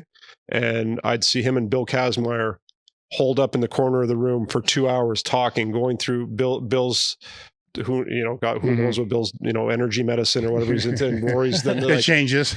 But you know what I mean? Like it's crazy. Like that's the best part about this weekend for me is that I see guys like you who will listen to a guy who's 5'8" and 140 pounds, because you don't necessarily want his opinion on how to squat or deadlift, but he might tell you one thing, one little rehab tip that takes you to the next level. And if those therapists, and some of them are smart enough, that's one thing to my credit, to listen to guys like you and guys like Ken and guys, I take one concept and again, apply that, like whatever, if you explained your training that took your squat from 900 to 1,000, I can apply that same concept to external rotations with a piece of TheraBand tubing.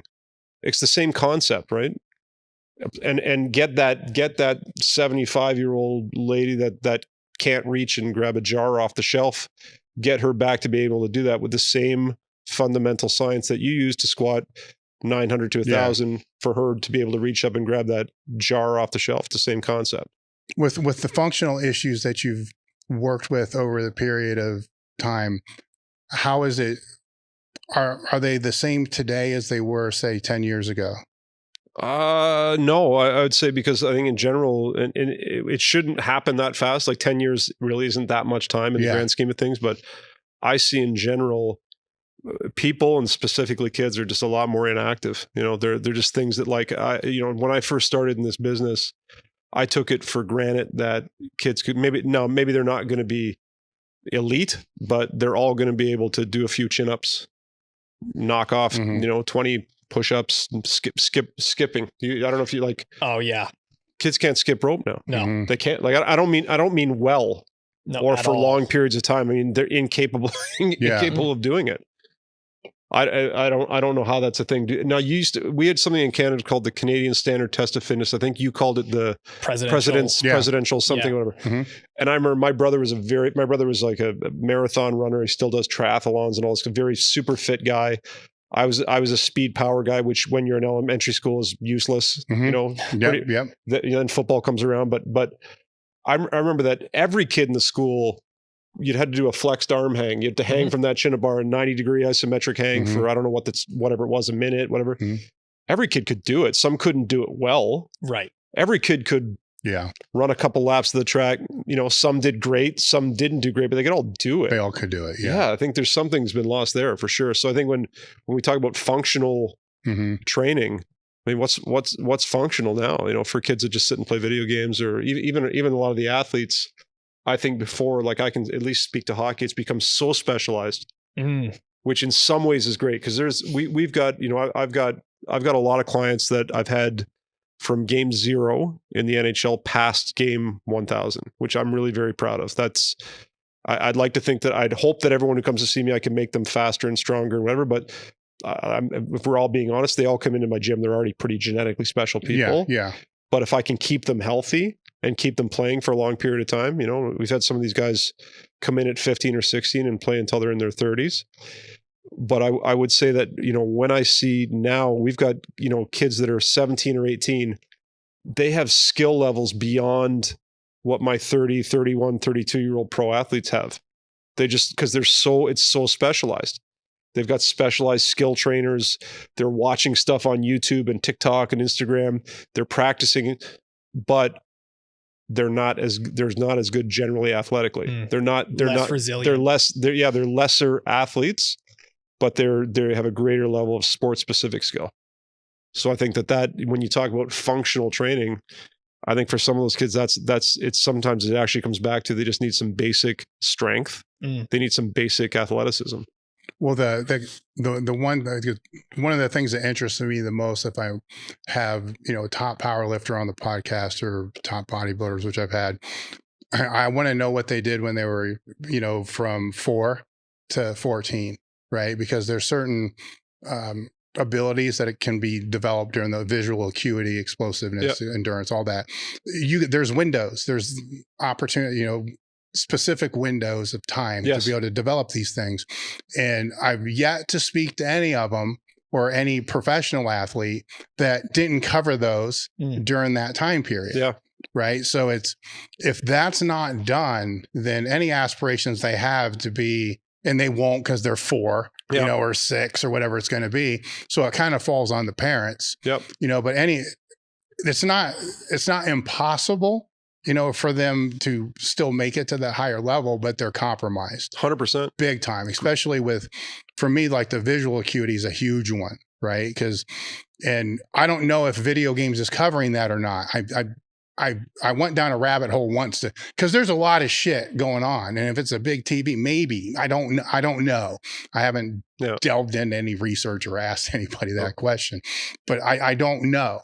But when you start, I use a linebacker or a quarterback as an example. I mean, a linebacker, you got a face mask, you got this shit, and you got to see what's going on like that. Immediately. You got 2 seconds to figure out what the fuck's going on and pick that up. And if you can't, I didn't have that because I didn't have that younger, well, then you're alignment. Right. Because now it's, so there's a determining factor based upon, did a kid play baseball? Or just different skills that kids should, I'm just harping what everybody else knows. They should do multiple sports when they're younger. If the parents really want to be like hyper focused, then develop those motor abilities when they're at their highest capacity. Well, great book that I again purchased from you. Joseph Drabek's book. Yeah. That's perfect. Yeah. There's development since then, but anyone who's training youth athletes should have that book for sure. You should read it multiple times. But there's a difference between learning how to hit a moving object with an implement like a bat or a hockey stick versus, hitting a stationary object with a bat or an implement, or a hockey stick. Learning how to kick or strike with your foot versus your hand. There's optimal windows for speed development versus endurance development. There's some science around that, and I'm not saying that, the science has surpassed what was in that book that was probably written, I don't know, 50 years ago, but that's a great book for anybody. Still a starting point. Oh, fantastic. Right? Absolutely. Everyone most people aren't even aware. No, everyone should read that book for sure. It's just having the awareness of that, if you have kids, or you're around kids, it's huge. But do you not is this just, I mean, I'm not sure, but I think we're of the similar vintage. Like my parents were not athletes. That was not their thing. Right. And so there was zero pressure on me to do it. And there was zero pressure, and there certainly was no specialized sports skill coaches, but I played Red Rover and British Bulldog every recess and tackle football, and we climbed trees and did stuff. And well, that's what I was going to say is just you played on every team that there was. You played. Yeah, you played on all those teams. I think because I'm 34, I think I was probably one of the last generations that had the parents that go outside. I don't want to see you until it's dark. And it's like you're making stuff up with the other kids in the neighborhood. Yeah. It's like if we had a ball, it's like we had limitless games we could play. Yeah. Like we were either hitting it with sticks or just beaming it at each other as hard as we can and having to dodge it. But even games like tag, like think about understanding where your hands are in space and your body and avoiding things. It's just something that's so beneficial. And we still do that. I mean, if you go on my Instagram page, you'd have to scroll back a little bit, but I play tag with 32-year-old professional athletes because it develops all those same abilities, and we a lot of times we do it because they didn't do it or they're not doing it. That's so sometimes it's just that basic stuff, and that transcends into the gym too. Like I get as excited about anybody else with the new latest and greatest things, but it's those basic things that that's some of the basic things when you go like flag football as a kid, you're teaching them to watch the hips instead of the head. That's getting faked out or not. It's those simple things that are in there. Even doing like a warm up, like I would have my groups of when I was out here, my football guys like warming up with a volleyball. It's like, all right, we got to keep it up 50 times. Love it. And it's like it's like this team versus this team is like you're trying to compete, but you're still trying to hit. You know what I mean? So you're bouncing, you're diving, you're moving in different planes of motion. And you watch. I mean, I'm not telling you anything you don't know, but you watch. I mean, watch their faces when you bring out that volleyball. Oh, they light up. Watch them light up. Their eyes open up. They're smiling. They're talking. They're talking shit. But they're talking to each other. Their arousal level, if you were monitoring, if you had your, whatever your Whoop band, or if you're doing your Omega Wave or whatever you're into this week, right? Through the roof. Mm-hmm. Now, you could accomplish the same heart rate zones and the same movement patterns by saying, everybody get in a line. We are now going to swing our legs to the left. And I do all of that too, right? But I'm a huge advocate for that. Huge. For that reason right there. And you'll also notice that they even try harder. Oh, it's so competitive when if you watch some again. There's a couple of old videos on my page there. I've got these guys, and like in this tag game, in the end zone of this football field, we probably got $100 million worth of salary running around there. And these guys, it's like they're 7 years old again. Yeah, they're screaming and laughing, and they're talking shit and trash talking each other. And we'll do things. We'll play. We'll take them out and do drills in the sand or beach volleyball. Not okay. For everyone who's freaking, we are still squatting and we are still cleaning. Just save it, right? We're doing all that stuff too. But we do this stuff, and you watch like when we do that, they'll go. I mean, I don't know. I've never been to your session, but I bet when it's time to work, it's like you got to tear them away from it. Oh, absolutely. I've never had to tear anybody away from the assault bike or tear anybody away from the pylons. Running around and tear them away from the ladder drill.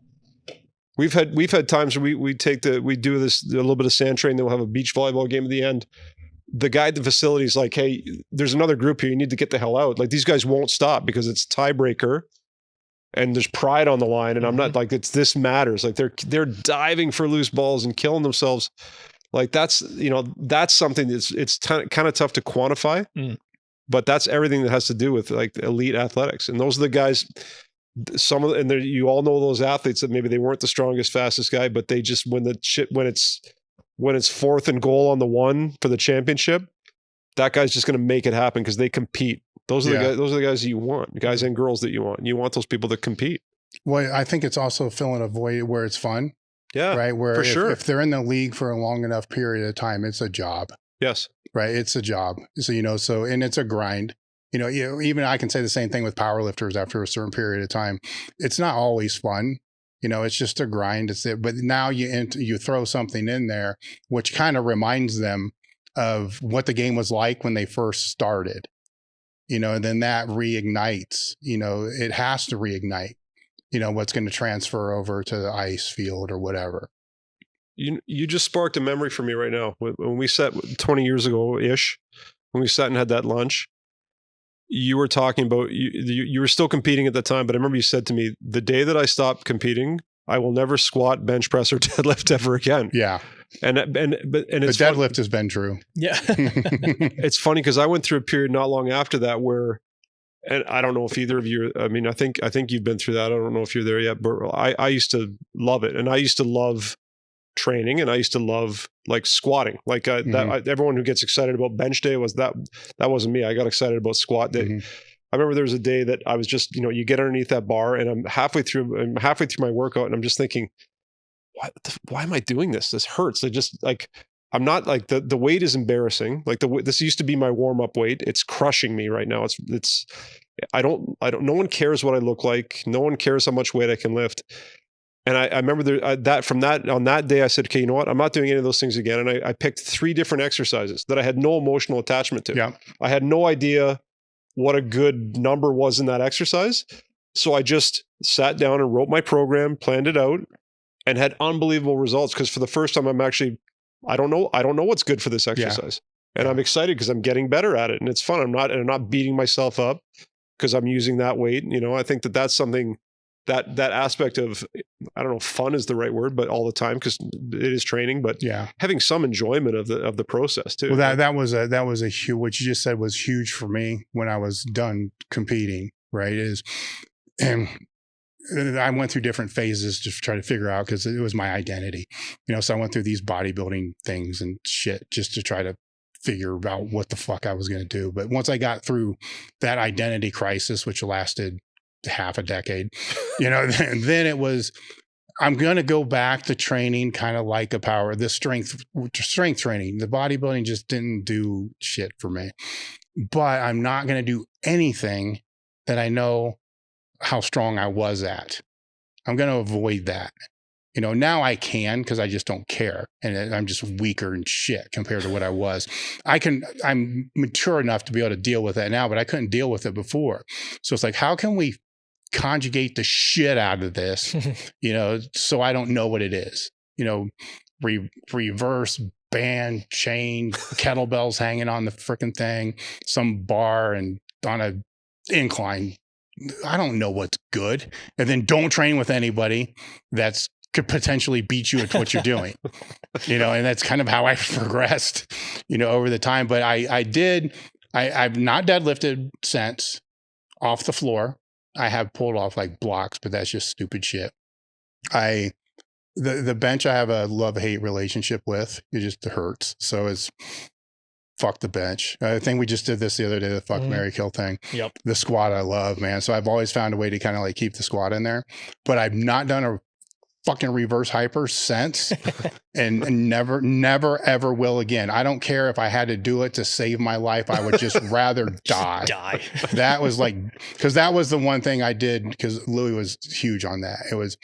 There were sometimes I was doing it 16 times a week. I mean, it was insane how many reverse hypers I did, all the different variations. Yeah. It solved everything to him. You got fucking cold, do reverse hypers.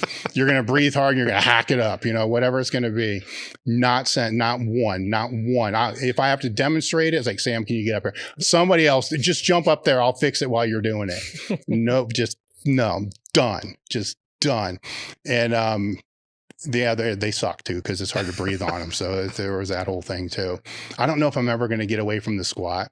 The way I've justified that is the sit to stand, because I've had enough surgeries and enough issues that's functional training. The first thing they teach you is to sit to the end of the bed, and that's it, to stand. I'm like, fuck, box squat. I can always, you're going to love where I'm going to go here. I can always do this.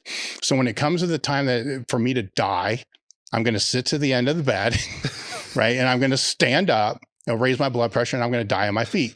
But at least I'm always going to have that skill to be able to do a box squat, to be able to do that. That one, it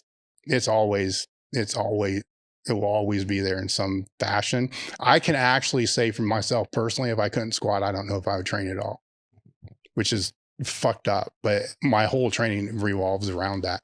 Dave Kirshen, who I just had out, hasn't lifted since he retired from powerlifting. Wow. So he kind of did what I said I was going to do, wasn't able to do it. Well, his comment on the deadlift was brilliant. That's a bench handoff that doesn't go anywhere. Yeah. I was, and it's funny because I'm still competing and I'm, still enjoying the process. But I was talking to Dave earlier today about sometimes it's like at 34, it's like I'm getting up now and I'm like, oh, nothing hurts. Some days I'm like, why the fuck does this hurt? Like I didn't do anything to it. I was like, now it's just an odd place to be because mentally I'm still in my head. I'm like 25, 22, whatever. But it is that realization that this shit isn't going to last forever. Well, that brings up a good question for you because the athletes you're working with are going to be dealing with pain just from practice games and stuff like that. So how do you disseminate between that, like pain and bad pain? All pain's bad, right? But there's a difference. Yeah, absolutely. I mean, I rely heavily, like our medical staff that we have in our facility. Dr. Mike Prebeg's a chiropractor that kind of leads his group of soft tissue people there, and a guy by the name of Dr. Sean Kings, who's an MD chiropractor, doctor of Chinese medicine. Pretty incredible combo for one person to have. Like that pretty broad spectrum of understanding, but I rely heavily on them, and we actually have the luxury of doing some diagnostics for sure, just to make sure, because pain is a tricky thing. You can have people that have debilitating pain, and it's really there's not a significant. You can have phantom limb pain, and you can have pain in a limb that doesn't exist anymore. So that's that centrally generated idea of pain. And you have a lot of times we've got other athletes who aren't reporting any pain.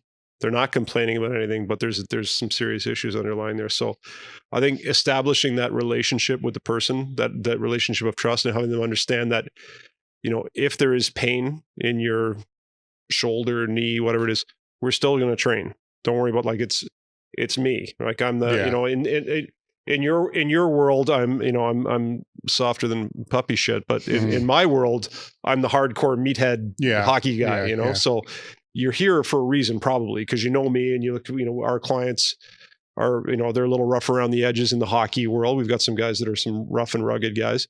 So, we're going to train. So don't get that out of your head. But you need to be honest with me because I know I can get you there. It may not be one of these, and there's some times where it's the middle of August and we huddle up as a staff and we're thinking, okay, this rehab is going well, but this he's got to play NHL hockey or NBA basketball or we got to find some way to pull a rabbit out of a hat with all sorts of modified ranges and partial box squats and ISOs and rack pulls and whatever we can do to cheat it on either end of the spectrum, right? But I think again comes back to that relationship and having the athlete understand that if we try to cut corners now, you're never going to get back to where you need to. So we'll spend all day. We'll see you guys 3 times a day if we have to do whatever we have to do, even if it means, and I tell them, you have to trust me. Like, even if it means that we're 2 weeks away from training camp and everybody else is like throwing weights around and running till they puke or assault bike riding till they puke and skating hard, and you're still doing your rehab shit, please trust the process. As soon as your body is ready and good to go, the conditioning to me is the easiest part for pro sports. That's the easy stuff. If you're willing to put the work in, the speed, is a little trickier and the strength a little trickier, but so those things are important, but we use every modality. We've got, electroacupuncture and, every soft tissue trick in the book and nutritional interventions and biomedical interventions and all that sort of stuff. So that reminds me of something that Charles used to say years ago with the conditioning, and that, it's a lot of athletes in the off season were spending too much time doing like the conditioning work, where it really only took 4 to 6 weeks to get that back to their baseline. If that, so to just not do that and focus on the weak points, the injuries and all that other kind of stuff, and then reintroduce that later instead of trying to keep it in all the time. Well, are you speaking now about, is that Charles? Well, that or Charlie. Okay. Right? Yeah. Because I spent, probably the first 2 years of my professional career with Charlie Francis at least twice, sometimes 3 days a week, sitting there. It would be myself, that other fellow I mentioned, Rory Mullen, the therapist of the Toronto Raptors, and Charlie Francis hanging out 2 to 3 days a week for 2 years. And that was the one thing he's like, remember him, that always stuck with me. He said, hockey players love doing medium. Yeah. They love all the medium stuff. He said they don't work hard enough. They don't run fast enough to get fast. They don't lift heavy enough to get strong. And they don't rest enough to actually recover. Yeah. They live in this middle zone, right? And he said, if you could actually just get them to do one or the other, he said, in an ideal world, you could get them to sprint as fast as they need to, or whether that's on a track or on the ice, lift as heavy or as explosively as they need to, and rest, like actually rest and recover as much as they need to. And he said, if you can't, that would be in an ideal world, you can get them to do these. If you can't, he said, even if you can just get them to do this one, they'll be out of shape, but they'll be able to do what they need to do. And I remember him saying, when I said, it was funny because after I did that work with Tudor and had my whole year planned out, my first year, I sat with Charlie and he laughed and looked at it. He said, you know what?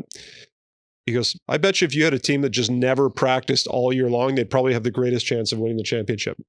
Because they'll be out of shape and deconditioned, but at least they'll feel good. Yeah. And they won't go out there limping onto the field or onto the ice. Yeah, his work is another rabbit hole people should go down. Oh, absolutely. I believe that I haven't been to the website because I already have all the ebooks that are there, but I think that if it may still be available. I mean, you could buy the whole forum. At some point, I think they put the whole Charlie Francis forum in an ebook format, which is thousands of pages, but there's a lot of material in there and brilliant. Yeah. But it's no different than you and Louis and the things that you did and him. People, they miss the forest for the trees. Mm-hmm. And they see one thing that doesn't resonate with their value system or their moral code or their belief system or their formal education, and discount all the rest of it. Where if you look at, like, he was a world-class manual therapist. He had incredible hands. This guy was, you could forget, if you want to get into politics and everything else, this guy was this brilliant guy, but he was so, you talked about this with Mel Siff, so advanced with recovery modalities. Yes. So forget about if the sprinting or the heavy lifting doesn't appeal to you, or you think that that's wrong or whatever, focus on the recovery aspect. That's the one thing I think, like, I remember I was one of those guys that, I tried Westside, shit doesn't work. But I didn't do the recovery stuff because I'm busy. Like I did the stuff I wanted to do. I did the cool stuff. Yeah. All the recovery stuff, I won't do that stuff. I want dynamic effort day. It's good, but I can go a little heavier. Yeah.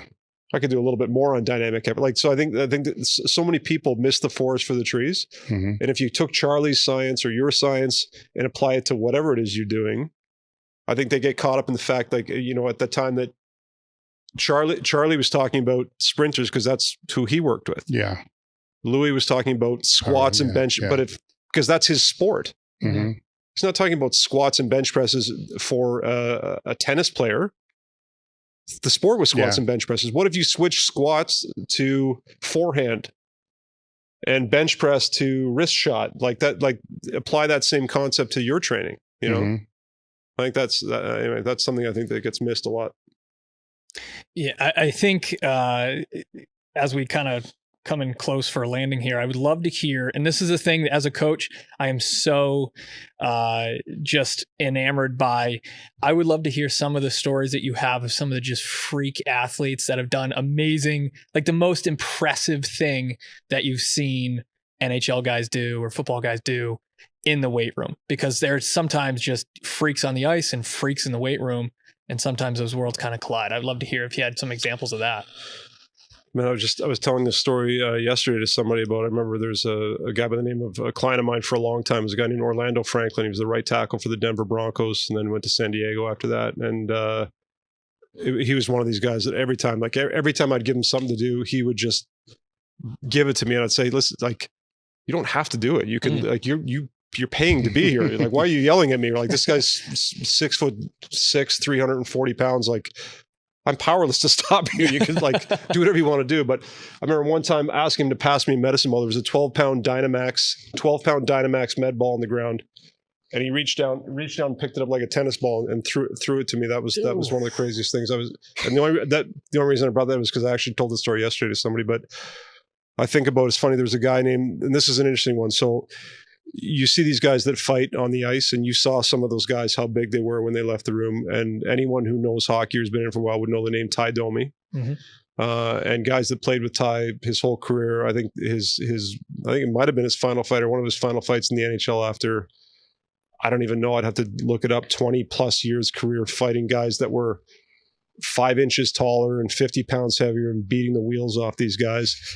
Never bled. I think it was his last fight in the NHL was when he got a little cut on his on his face from his fight with Brian McGrattan, who's 6'4" and 240 pounds, and Ty is 5'8" or 9" and 200 pounds. That's 6'4" on skates. Oh yeah, that's unbelievable.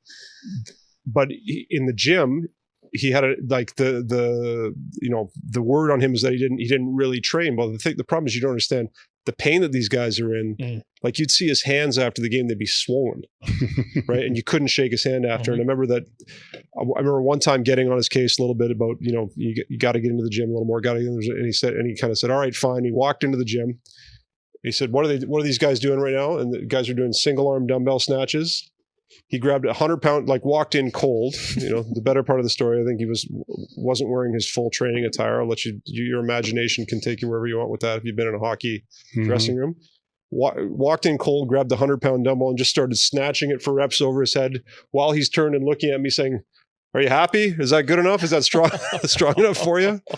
I remember watching Alex McGillney, who was he was actually the first Russian player, went through that Soviet sports school system. So everything you read about in your books that I bought from you to defect and come over here, and the same thing, guys would get on him about maybe not training as much as they thought he should have. And I remember one time him laughing, saying, "Boys, I was doing this stuff 20 years ago before you ever heard about it."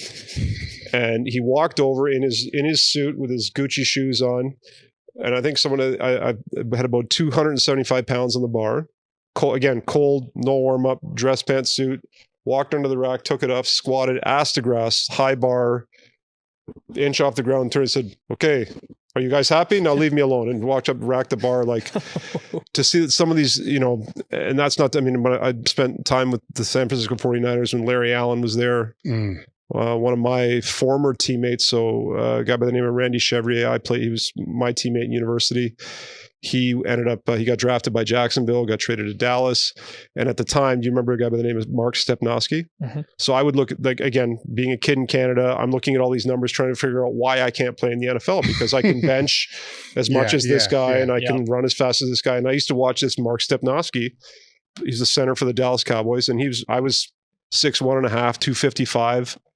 He's 6'1", 250. I'm like, I can play in the NFL. How come he can't play in the NFL? I remember talking to Randy after his first practice. I said, "How good is this Mark Stepnoski? He must be amazing. Is it his feet? Is it his hands? What is he?" He goes, "Oh no, Mark's good. Don't get me wrong. He's great." He goes, "But he plays beside Larry Allen." And he said this. He said, "Larry Allen." He said, "Our second play in practice, I blew past Mark and went through to sack the quarterback in practice. The very next play." Now Randy's 6'3" at the time, probably 290, 625 squatter, strong guy, could do a backflip, fast, good athlete. Larry Allen picked Randy up by the throat and choke slammed him and said, "If you ever," and probably a whole bunch of experts, "do that again, you Canadian piece of whatever." So I think when those stories just sort of show you the training is super important. For sure it's super important. But these guys are just, it's another level. Yeah, they're freaks in many different ways, Are there any topics right now that you're doing a deep dive on? Yeah, I'm really I'm always trying to cover off my own bias. I think at heart, I'm an old school powerlifting meathead guy. So I always try to make sure I'm staying abreast of everything that's the latest and greatest in sports science. And if you came to our facility, we have a more robust suite of tech in our facility than just about, there are some NFL teams or Premier League teams that might have a step up on us, but we'd have more than most NHL teams would ever have in their facility.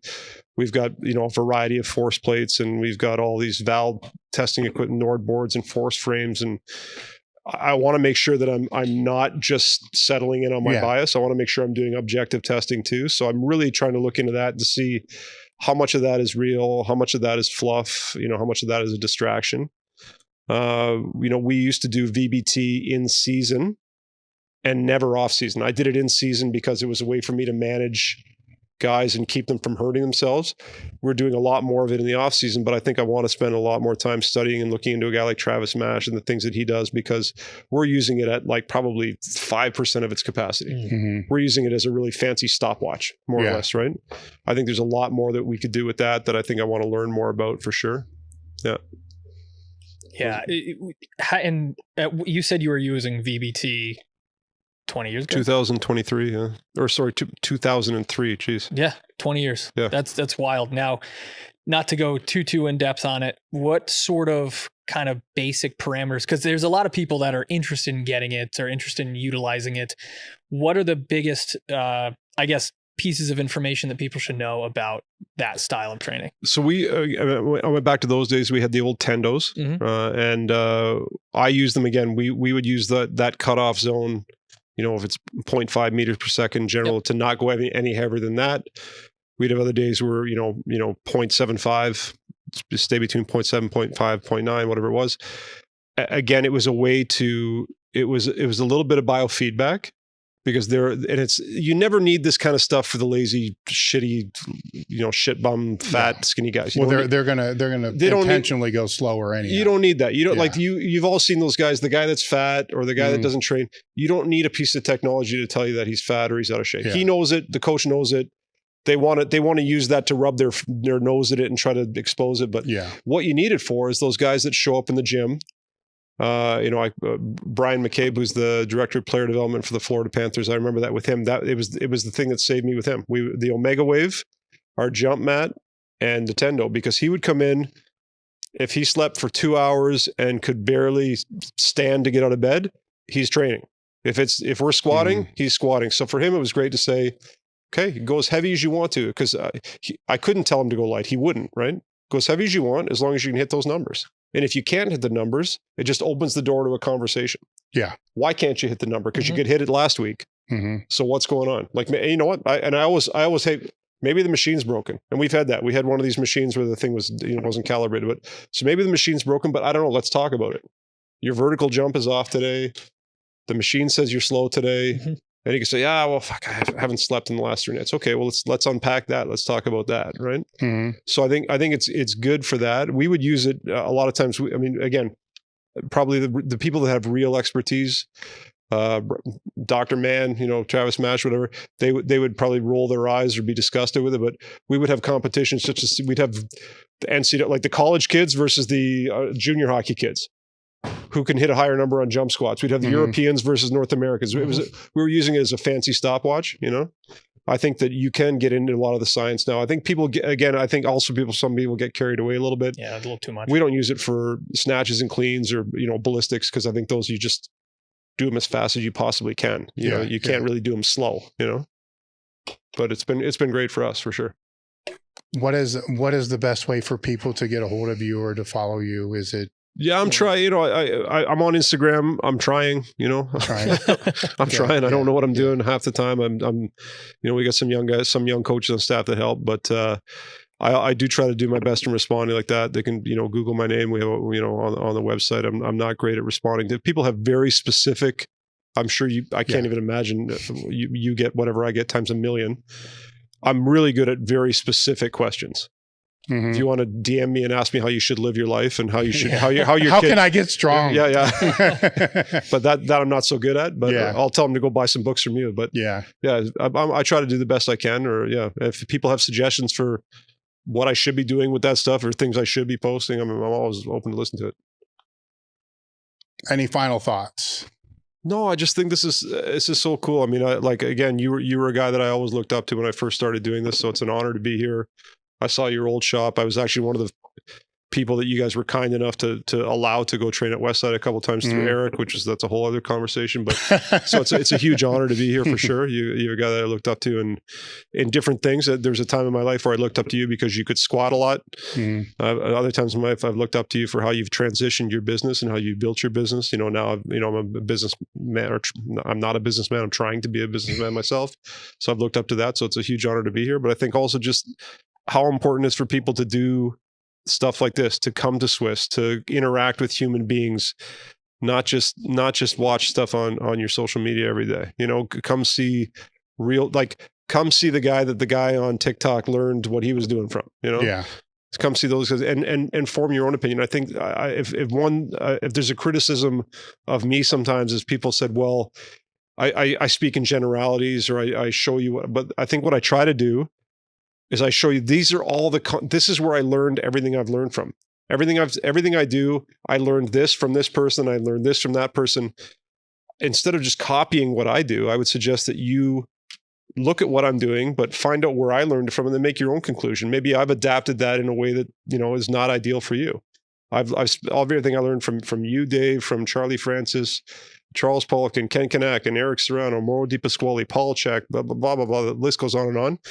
I adapted it in a way that made sense to me for the athletes that I was working with. But I don't know you, and I don't know what your background is, and I don't know who you've worked with. So I think you should study those same people, meet those same people. I want to also make sure I'm giving respect to those people and not just, hawking their stuff, but showing people where I got my ideas from. Well, I think it's important for people to develop their own training philosophy. Yeah. And that comes from education, experience, and all those things. Like our lunch conversation where you said, I don't know how you should train. Yeah.